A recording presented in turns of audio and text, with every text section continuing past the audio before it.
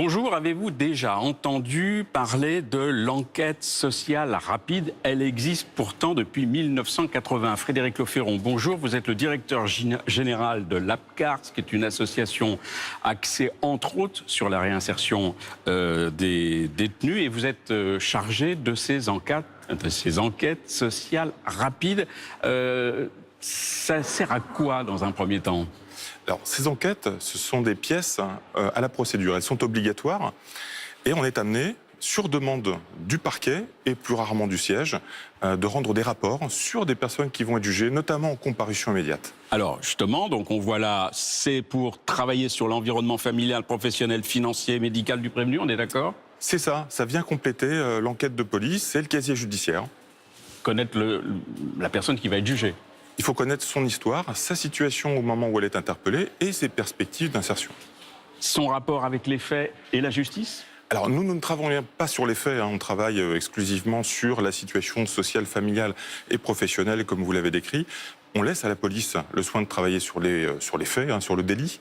En général, nous travaillons sur tous les autres prismes de la personnalité de l'intéressé. Mais est-ce que vous travaillez sur le ressenti qu'il a par rapport à ce qu'il a commis?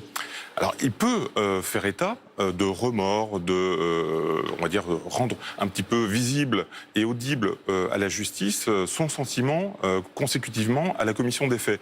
Mais ça n'est pas la perspective et le but de l'enquête. Sa capacité à se réinsérer et donc de personnaliser la peine? C'est fondamental parce qu'effectivement, l'enquête, elle va influer. Elle va permettre l'individualisation de la réponse pénale et notamment elle permettra au juge de mesurer la conséquence d'une courte peine d'incarcération, notamment de perte d'emploi, de perte de liens familiaux éventuels, bref, de mesurer toutes les répercussions qu'une notamment une courte peine de prison pourrait générer. Alors, l'association dont vous êtes le directeur général, vous réalisez à peu près 17 000 enquêtes par an dans 4 TGI, Paris, Bobigny, Créteil, Marseille, c'est bon ça. Vous avez 60 enquêteurs et j'ai marqué 90 minutes chrono. Ça veut dire quoi, ça? Alors, c'est vrai que c'est un temps que nous nous fixons nous-mêmes, parce qu'en face de ça, j'ai une tarification, nous sommes rémunérés à l'acte, on n'a pas de financement global, et donc on doit tenir dans le financement existant, on doit faire tenir l'ensemble des charges, notamment le temps de travail. Alors, on arrive le matin, pour faire très rapide, on découvre la liste des déférés. Est-ce qu'il y aura 10 déférés ou 50 déférés? On le découvre le matin même. À nous de constituer l'équipe nécessaire pour qu'à 13h30, au moment du démarrage des audiences, toutes ces enquêtes soient faites et déposées. Et donc, on ne peut accorder qu'1 heure et quart à 1 heure et demie d'enquête en considérant qu'à la fois, on doit voir le déféré, la personne elle-même qui va être jugée. On doit faire des vérifications sur tous les éléments qu'elle va nous déclarer. Donc, c'est important de vérifier, c'est ce qui fait la valeur de l'enquête. Et pour finir, on doit rédiger le rapport et le rendre à l'audience. Est-ce qu'aujourd'hui, depuis 1980, vous faites ça, vous connaissez l'impact auprès des magistrats de ces enquêtes sociales rapides?